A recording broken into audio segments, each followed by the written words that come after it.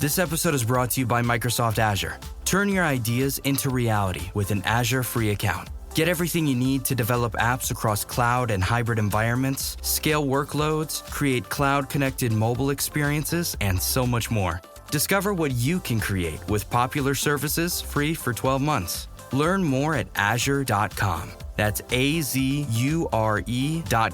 And sign up for a free account to start building in the cloud today. I'm Phil Kitramilides. And I'm Sid Lowe. And every week we bring you the latest from La Liga in the Spanish football podcast. Sid, this season's going to be amazing, isn't it? We've got Kylian Mbappe at Real Madrid, Dani Olmo at Barcelona, and Julian Alvarez at Atletico. Don't forget Nico Williams at Athletic Club as well. And definitely don't forget Leganés. Their mascot is literally a giant cucumber. Hear all about it every Monday in the Spanish football podcast. Thanks for choosing this free Anfield Index podcast. If you'd prefer to listen to this or any of our other shows without adverts, then now's the time to check out Anfield Index Pro. With AI Pro, you can supercharge your entire listening experience. You'll not only get all of our podcasts without the ads, but you'll have them far faster with our Quick Publish feature available exclusively for subscribers. AI Pro also puts you in the heart of our sound studio, with an option to listen to many of our shows live and interact with the podcasters in real time as the shows are recording. Upgrading couldn't be easier. AI Pro is available on all popular podcast platforms. Just head on over to AnfieldIndexPro.com and get started today. Hello and welcome to Molby On The Spot, your weekly chance. Well, not quite after the Gremlins last week, but close enough to weekly chance to hear the wit and wisdom of your friend of mine, Mr. Jan Molby. Let's say hello to him once more. Good evening, Jan. Yeah, good evening, Trevor. Gremlins? What are they? What are they, Trevor? I'm afraid they took over our podcast last weekend and made a bit of a hames of it. We tried to rescue what we could, but the sound was a bit just all over the shop. So we'll blame Skype and we'll move swiftly on. And I predicted that we'd beat Bournemouth 3-0 and West Ham 5. We didn't get that in. No, I know, man. Terrible, isn't it? Terrible. Yeah. People will go searching in the lost archives for this because I think he also said something about the next two elections as well. But anyway, whatever. I can definitely predict them. Yeah, I know you can. Yeah.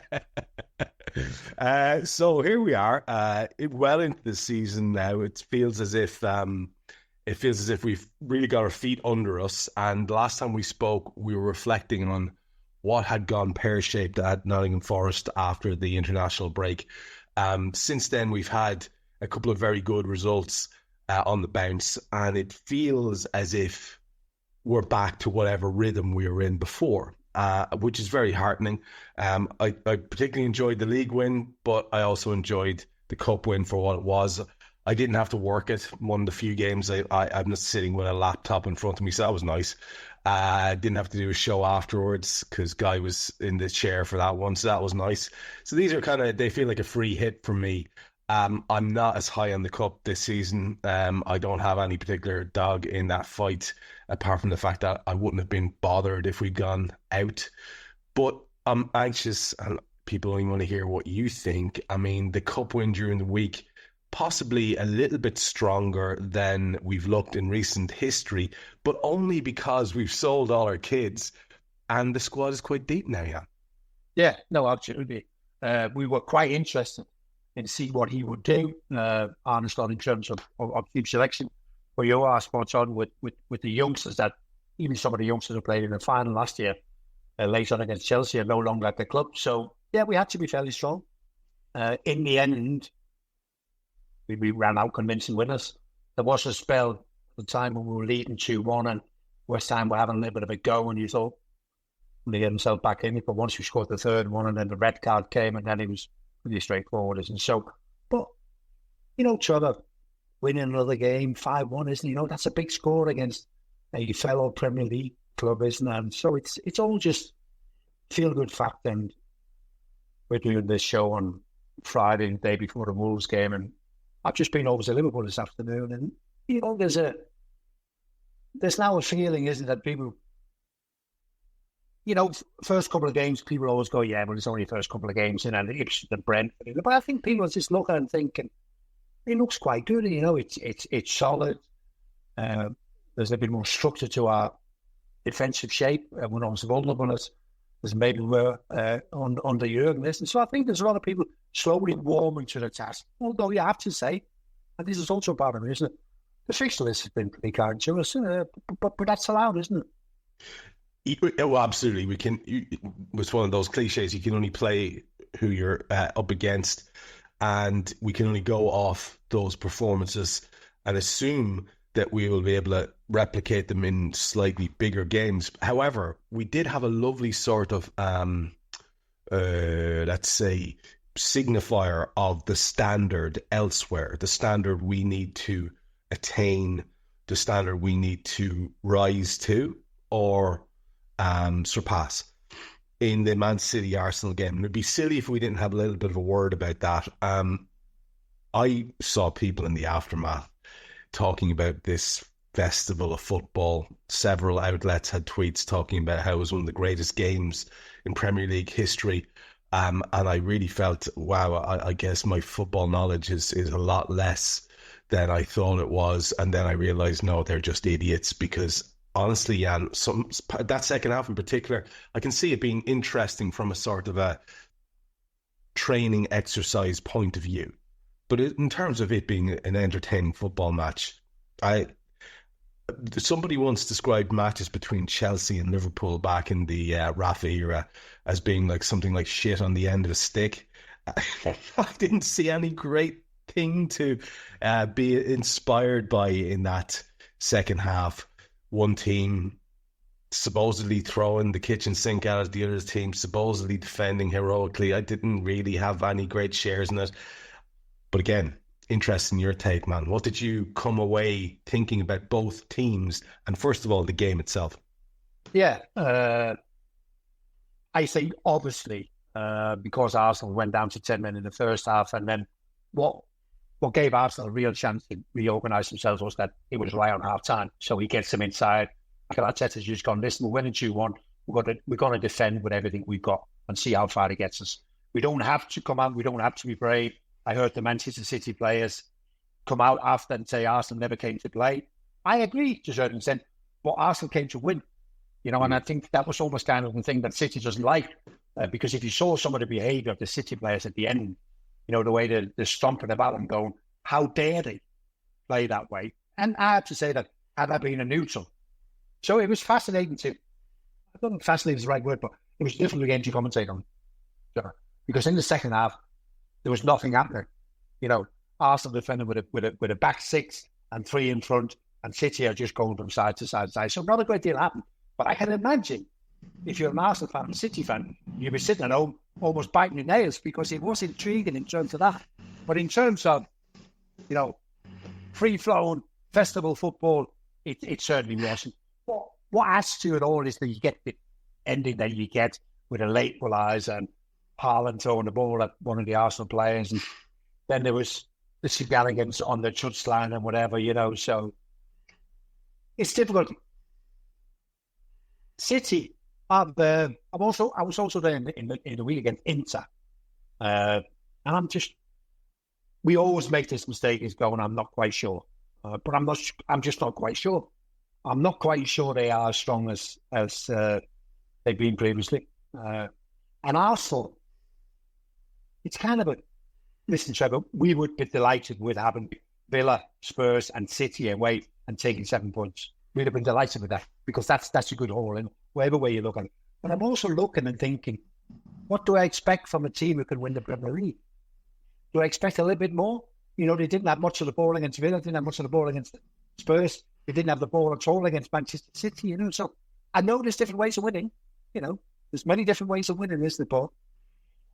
They also leave me with that thinking, I'm not convinced either. I want to see a little bit more from them, a bit more free flow, create more chances, score more goals, which of course leaves me to Liverpool. But Liverpool are difficult to judge because we haven't quite played that team yet. And I guess the first one we got is probably a Chelsea game at Anfield. That would probably be the first one where you go, well, okay, because Chelsea is starting to look a smart team, and starting to look a smart team, and they've got a lot of good attacking options. And so that'll probably be our first real game where you go, well, okay, because we got two now, haven't we? Wolves and Palace. No guarantees they're going to win them. They're both away from home in it. But We should. Yeah, and just to expand a bit more on the City and Arsenal takes from you there, most people are leaning heavily into the fact that Rodri's going to be out for a chunk of time. I see he's gone off to Dr. Cugat at Barcelona, who will probably burst out the horse placenta and have him back in a fortnight. Who knows? But he has a record of working miracles, shall we say. So I don't know how long it's going to be, but it'll probably be a sizable amount of time if it's the injury that we're being told it is. And the fact is that Rodri has an outsized influence on their results. Now, it's not like they can't bring in several tens of millions worth of world-class players. It's not like they didn't get Gundogan back to cover a multitude of sins there as well. So the Rodri factor, however, has me a little bit excited just because of, when they've had their full squad available before, but not him. That tends to be the times when results don't go their way. And so if we were going to have an opportunity to win the league, that would be a thing that would play into it for me. Just on City first, and on that Rodri question, and the bearing it might have on their season, do you think people are being a bit exaggerated in the way that they're talking it up? Or are they right to look at past results and say, well, there is a track record there? So a couple of things that Guardiola had today announced that he's out for the season. So that has been confirmed. He's going to be out for the season. There's a record prior to this season where they didn't do particularly well without him. But this season they played a couple of games without him and have done quite well. Some people think he's the best player in the world. I don't know if he's the best player in the world, but he might be the most important player in the world because of the way that they play him and what he's capable of doing. So it will be a blow. They have no direct replacement. How are they going to fill that gap? Kovacic, yeah, fine, great. He's a ball player, not a competitive number 6. John Stones is a potential. They could play him in there.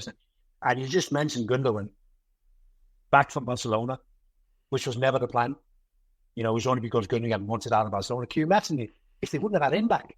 I think they would have some real problems. I think, again, they've been a little bit, maybe lackadaisical with the players that they've let go and maybe not got enough cover for. Gundogan was one that landed on their lap. And so if the loss of Rodri doesn't have an impact, I would be amazed. To what extent? I don't know. And then just one final thing on Arsenal. Again, way too early to say, but for all the fawning that's done in the media over them, and I'm not sure if you've seen this, and I often feel a little bit wary because obviously I have a fealty to Liverpool, and with the best will in the world, you can be a bit one-eyed even when you don't want to be. But it seems to me as if there's quite a lot of Arsenal love to almost an excess in the media and the way they're being talked about. And I guess maybe from a Sky point of view, it's just about creating another rival and making the product more exciting and so on and so forth. And so fine, that's absolutely fine. But there should be an excess or an outsized pressure on their manager there, surely, to deliver, because I mentioned this to you before, but the amount of money that he spent and the return for trophies is unparalleled in modern football. Anyone who has spent that amount of money, 700 million or so, has won a major trophy. So this is leading into a situation where the pressure is really on them to produce and on him to produce. And I was confident enough that they would fall away in previous seasons. I'm wondering, are they becoming seasoned?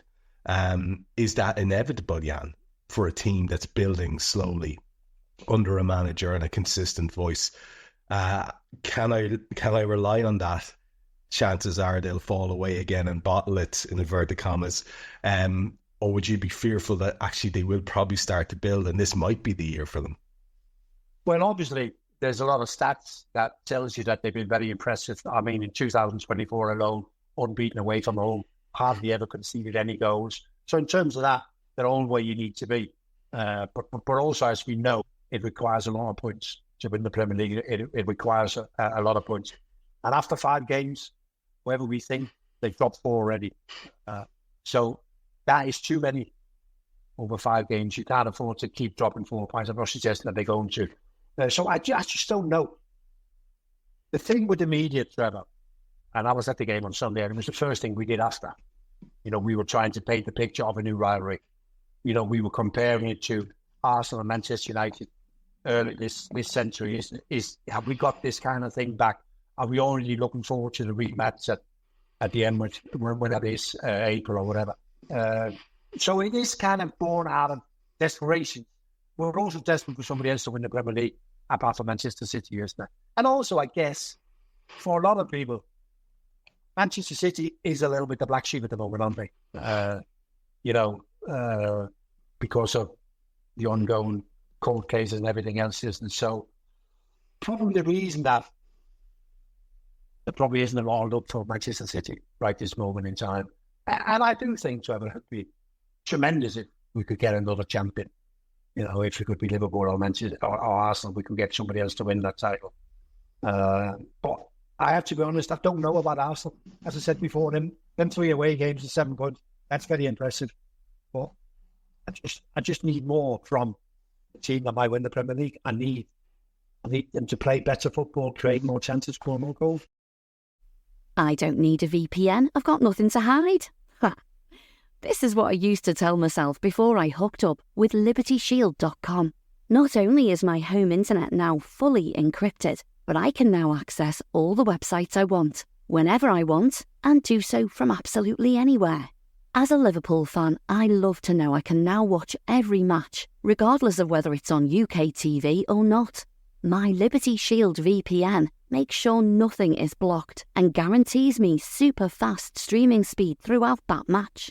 You can get connected right now with their software package, which includes a 48-hour no-obligation free trial and instant access to their apps for Apple, Android, Fire TV, PC, Mac and Android TV. Or go a step further like I have and get one of their pre-configured VPN routers. These small but powerful devices allow you to easily connect every device in your home to VPN, making it the perfect solution for smart TVs, Mac boxes and games consoles. Visit LibertyShield.com today and use coupon code AIVPN25 to get 25% off at checkout. Yeah, that's kind of where I am with it too, and I suppose time will tell, so we're just going to have to keep watching and seeing if it does develop. I don't know what it is. There's something irrational in my response to Arteta. I just find him a bit cringe, and I have this gut feeling that it's not going to come off for them, but I could be wrong there. Also, the gut feeling is getting very strong the longer it goes on with the 115 charges, and obviously we know it could drag on for months, but it doesn't. There was already an article in the news today that had people panicking that it was about the 115 charges, some other legal action that City had a very favourable outcome in. And so you're already starting to have it seed in your mind that, that the lawyers and the money are going to win. So it's going to be interesting to watch, and all Liverpool can do is control their own season. Did you see that, Trevor? The outlay for lawyers for the Premier League in their case, 45 million. Yeah, it's mad, isn't it? Yeah, I mean, where are we at? 45 million. Well, I've said this a million times. People are going to be sick of me saying it, Jan, but I know you'll get this. You look across the world and you see, big pharma companies or agri companies like Monsanto, and you see big legal cases going against them. And they just pay the fucking fines, Jan. They just pay the fine. It's the cost of doing business, and they move on so they can make more billions. And for City, 45 million, if it keeps the status quo, fuck, they're laughing. So, yeah, it's a tricky one, and it's an unpleasant one to dwell on. Like I said, Liverpool can only control their own business. And in terms of what you saw from Liverpool at the weekend in the league game against Bournemouth, it was a weird one, yeah, just to focus on that for a little while. A 3-0 win, which the scoreline possibly flattered us, as in the nil. We did well to keep the clean sheet. I think again another solid showing from Queven Kelleher. Happy to see that. I thought our centre halves were good again, but there were times when we looked a little bit sort of open. On a different day, maybe they score a goal or maybe two, and we score a couple more because we should have. But overall, there was that level of dominance that you like to see, and there was that lovely sort of, I think it was the Gakpo goal where he just eased past his man, and then you just felt, it's just, the assist, and you just feel like we have that gear to go. Nice to see Darwin Núñez getting involved again, and for me, that was possibly the best thing, was to see that lad looking like the lad we saw tearing it up at Anfield last season. When it's easy to forget how good he was, because he was bloody good, and he is a bloody good footballer when he's on form. That to me was the most heartening aspect of the whole match, Jan. Yeah, so I mean, first, Bournemouth. I like Bournemouth in the way, because to keep you honest, they're at you for 90 minutes. Yeah. And they were at it for 90 minutes. At half time, you're kind of thinking, where's this going?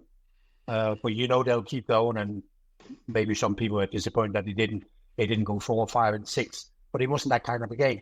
It was a game where you had to keep yourself honest, isn't it? But I kind of like the way that we decided the game. We put the game to bed in the blink of an eye, and also because I don't think anyone was fooled. I don't think anyone came away from anything going, we've absolutely battered them, and that's been ever so easy. But I think when you have these strange games, it's nice to put them to bed, isn't it?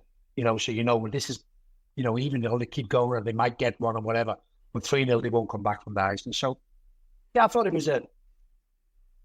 yet again, it was a typical performance we're going to see from Arne Slot. He wasn't prepared to risk too much to make it 4 or 5 because we were 3-0. And he's kind of going, and maybe all this might be the difference at the end of the season, Trevor, where we look and we go. Because if you look at the stats on the year, the last 15 minutes of any game in terms of fireworks, and how much energy that takes. Well, we're not quite seeing the same here, are we? It's getting done. And then almost maybe you save your legs, I don't know. So maybe at some stage that will benefit us. I don't know, but there never is this for the last 15 minutes, what are we going to do? Last 15 minutes, we're in control, apart from the one game against Forest, isn't it? Hey, look, I mean, there's a show on our channel called Fatigue Index. We know for a fact that the accumulated minutes are a massive metric that the people behind the scenes take into account. So that can't not have a knock-on effect, what you're discussing there. Because, under Jurgen Klopp, we played till the very last second of almost every game, regardless of what the scoreline seemed to be. And there was huge amounts of energy expended. Now, we kind of did that, being honest, in the cup during the week, but that felt like it was being done at a canter too, to be fair. The draw in the cup, just to get the 2 games out of the way, and the one outstanding issue, we continue on in the Carabao Cup. The draw was not a favourable one away at Brighton. That's a big ask, isn't it? Yeah, it is, absolutely. Also because even if I wouldn't know what Brighton's strongest 11 is, because I think of all the non-Big Six, I think they've probably got the strongest squad. So they're quite capable of making 5 or 6 changes without you really being able to notice. It's going to be a tough game. It also comes, it comes after the Arsenal game, and in between, I'm not sure what the next league game is. So also that's sort of a tough period, isn't it? We'll go down there, we'll be strong, but it will be tricky. It always is. It is. I mean, they're a team that there's a lot to envy and a lot to admire about Brighton, and has been for quite a few years now. It's just interesting that it's probably going to be the same 11 again, Jan, or something of that ilk, unless we're battered by injuries.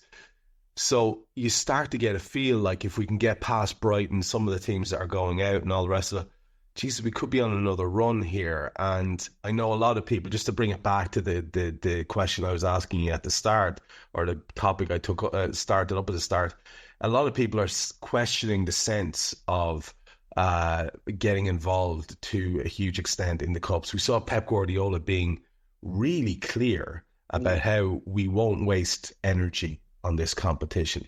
Now, part of me thought, because it's not below him, and you may think this is crazy, but part of me thought, that's a little fuck you to Liverpool. That's your trophy, then we're not arsed with it. That one you won. Part of me thought that, and I really wouldn't be surprised. I think he is that petty. But it's also a big statement, and there will be huge mass ranks in the Liverpool fan base who will agree with that sentiment. I might be one of them. Where do you stand on that? Well, look, the problem is that, so we go to Brighton and we play a weakened team and we get beat. You'll be pissed off, because we don't like to lose games. I know it was like, it wasn't so bad when I was a player, but when I was a manager, sometimes in lower club competition, I would play a weakened team and go, I'm not bothered. And then we get beat and I'd be pissed off, so it'll be exactly the same as if we kind of go, I'm not really bothered, but of course we're bothered, aren't we? So Pep Guardiola's statement was, I thought it was unnecessary for him to ahead of picking the team when they're playing Spurs away when they're going to play Spurs away in the Carabao Cup. Instead of him then having to say why he's playing, who he's playing, he's already told us why he is. He doesn't want to waste any energy. But the cup competition, to be fair, has been good enough for him over the years. I think he's won it 4 times. So I don't know why all of a sudden he's dissing all these things. Maybe it's because a couple of these players came out and said we played too many games and we're going to go on strike. But unnecessary comment. Well, let's see when he gets to Spurs. Let's see how competitive he is. But you're right, he does have a childish sort of element in him. Oh yeah, for sure. I mean, he can be as prissy as all hell, and not he's not good at hiding it. So I honestly wouldn't be surprised there was an element of that. Before we'll talk about Wolves in a second, which is our next game, and obviously then it's a quick turnaround then to Wednesday night in Bologna. So we'll speak about those 2 games like we always do. But I'm just curious to get your feel on the just the run that we have. Because obviously the far side of the Bologna game then is Palace, and you've kind of already said these are 2 games that we should be winning, and that really possibly the first big test we're going to have in terms of the higher caliber opponent is Chelsea at Anfield. Now, that said, Palace are always a test away. That ground is always tough to go to, but I'd be in agreement with you. So let's just take a quick look at that run that we have when we come out the far end. We're just going to be optimistic and say that their wins against Wolves and Bologna and Palace, or at least they should be. So we start off with that run, the far side of the next break, starting on the 20th of October, with a Sunday match against Chelsea. I presume it is a 4:30. I presume it'll be the big Super Sunday game. We're on at 8 o'clock on the Wednesday following that, but we're away at Leipzig, which will be a challenge. If we come out of that, we go to Arsenal on the following Sunday. And again, that's going to be the big 4:30 game, 2 weeks in a row now. We come out of that, and it's Brighton at the Amex, and that's to be confirmed, but I think it's probably midweek. Still to be confirmed on the site. And then the following weekend, we have Brighton at home, and the following Tuesday we have Leverkusen, then Villa, then Southampton, then Real, and there's no let up here, Jan. And it's a big. It's going to be a big test of Slot's tenure, his early stages of his tenure.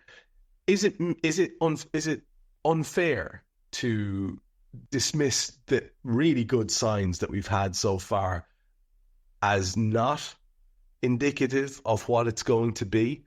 Or is it actually just logical and realistic to say, well, now the tests are starting to come, and they're coming thick and fast, and they're coming from more difficult testers? Is that fair to say that, for all we've seen that's positive, the test only really starts on the 20th of October on that run? So that's obviously how things are perceived, isn't it, Trev? I mean, yeah. I mentioned the Wolves and the Crystal Palace game. I believe both of them will be very difficult games, but other people are not perceiving them as being anything other than 3 points for Liverpool. Yeah. So that's the whole problem, isn't it? And I think I told you last week on the podcast when we lost 1-0 to Forest, I was I was at a game somewhere else, I can't remember where I was, and everybody you spoke to went, "Oh well, Jan, it didn't take long for that bubble to burst, did it?" So that's kind of, so as much as people go, "Well, Liverpool's at a kind fixture list," yes, we can't deny that, it's a fact. But they go, "Well, now," and people again will be waiting. Can you imagine if you come out of, and you're right with the Leipzig game, what a difficult game is because they're so energetic, and it's going to be difficult. And can you imagine if you come out of them games, having maybe drawn and losing a couple of them, and people were there again going, "Oh well, it wasn't what everybody thought it was going to be." We're now back to more normal circumstances. But let's see. I mean, we're certainly, you mentioned before, rhythm. We're getting our rhythm. Players are playing well. Small players playing well. And one or two players have emerged from shadows of Jurgen Klopp's team to show themselves as really good players. So I can't wait. I mean, Trevor, this is what it's all about, isn't it? This sort of will we, won't we, looking at their players and thinking, what's a good player is, how many good players have they got, isn't it?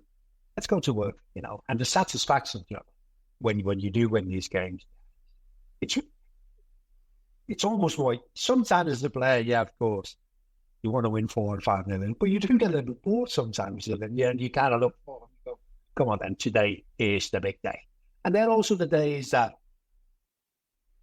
you know your legacy, they come from the big games, though, how much damage can you do in those big games? The big games that maybe isn't for everybody, but most players should be looking forward to. Yeah, I think we can safely say that we have a team full of big game players.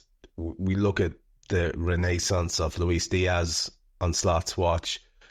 We're hopefully seeing the return to form of Darwin Núñez. Jota looks like he's got his eye in. Mo Salah, for the most part, has been tremendous this season as well. We have these big game players who can win you a game, and we also have players who can tear any team apart. So it is exciting in that any one of those games could be a huge Liverpool win. That's really, really, really good place to be. That, any team, regardless of how good they are, we have the squad there that we could tear them apart. The only thing that I can see, and again, this is the last thing before we get focused on the games for the weekend, the only thing that I can see that could potentially be unsettling there behind the scenes that we mightn't know the full extent of is the ongoing contract scenario. Some spoof are coming out there today talking about how it's a done deal and Salah is off to Saudi Arabia. Other people very much naysaying and reading between the lines about what Trent has said recently in terms of wanting to win trophies, or that's what it's all about for me. And some people interpreting that as he's not going anywhere, and some people saying, oh, he's off to Real Madrid. I saw a very sensible conversation between two lads who are not sensible, ex-pros, I won't bother naming them, but they're usually full of nonsense. But the gist of their conversation was, if a lad is offered an opportunity to go to Real Madrid, this current iteration of Real Madrid, play for that team, have the chance of winning everything all the time, who says no to that? So there's that. And then there's the Virgil situation going on in the background too. I mean, again, I know I keep asking you, I'm not trying to put you on the spot, but this issue won't go away until these things are signed. And until they're signed, it will always feel like there's a little bit of an unsettled thing going on there, whether there is or not. And you'll have been in this position. Of course, a footballer, as a human, is looking at the bottom line of his career, which is how much money can I squeeze out of this game while I can still play it. So I don't want to hear anyone tell me that it's not unsettling for the footballers to not have their contracts sorted or that everything's fine. That's pie in the sky bullshit. As far as I'm concerned, maybe I'm completely wrong. What do you reckon? So we got the three boys out of contract, and it does look very much like calm waters at the moment. It doesn't appear that the club is overstressing about it. The players are not really making a big deal out of it, apart from politely answering if any questions are asked about the contract situations. But of course, it will fill hours every day, because the lads will come in the dressing room, you know, and there'll be the cheeky chappies in the dressing room and go, as they pop in and go, "Morning, Mo. Have you got your 400 grand a week yet, or what?" You know, it's little remark that is, and they belong, isn't it? Or, you know, make sure you go and get yourself a new contract before Mo takes all the money. Whatever. That's how dressing rooms work, isn't it? Yeah. So it's all very good saying it's not a big deal, but it is, because people are talking about it. So it is a big deal. I can't even shed any light on it, Trevor. And it's not a surprise with Michael and Richard, who's been in charge, that there's just no leak. Nobody's hearing anything. There's not even any suggestions. People are guessing. And if I had to, I'd be guessing. And I don't know what way I'd be guessing.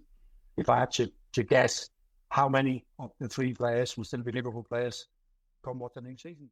Hey guys, it's Eddie Gibbs from Anfield Index here. I hope you're enjoying this podcast, and I'm sorry to call time on the show before it ends.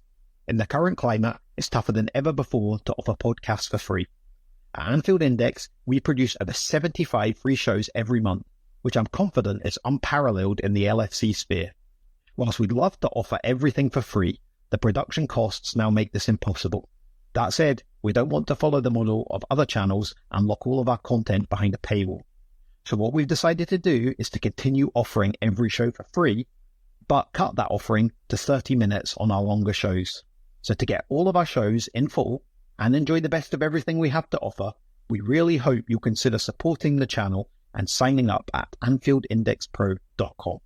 For about the price of 1 cup of coffee, you'll get every podcast in full with 0 ads. You'll also get access to our LFC VIP community, where you can enjoy live podcasts, engage with our podcasters, and chat with other Reds in real time. So that website again, AnfieldIndexPro.com. Join today. This podcast is part of the Sports Social Podcast Network.